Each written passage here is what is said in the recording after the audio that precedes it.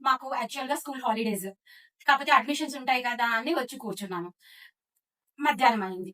Time 1 గంట అవుతుంది. ఆకలేస్తుంది. సడన్ గా చూస్తే మా వారు క్యారేజ్ తెచ్చి చెల్లారు. తిప్పి చూసాను. అబ్బబ్బబ్బబ్బా! ఆకలి రెట్టింపు అయిపోయింది. చూద్దామా ఏమేమి పంపించారో. వైట్ రైస్ అండి. మళ్ళీ ఇది వైట్ రైస్, దాంట్లో వంకాయి, ఇదొక వెరైటీ.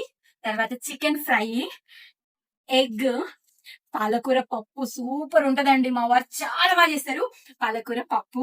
ఇదేంటో తెలుసా? ఇదేంటో తెలుసా మీకు?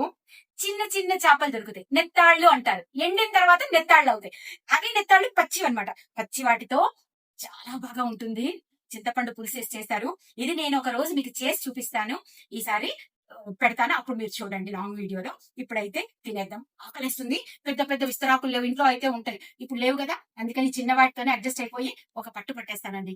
కమాన్ కమాన్ కమాన్.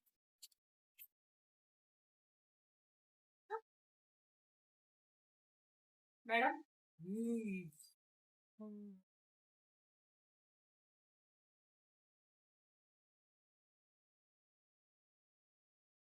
తర్వాత తిందాము.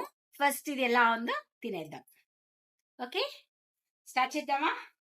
ఫస్ట్ చిన్న చేప అని చెప్పాను కదా, ఇదేనండి.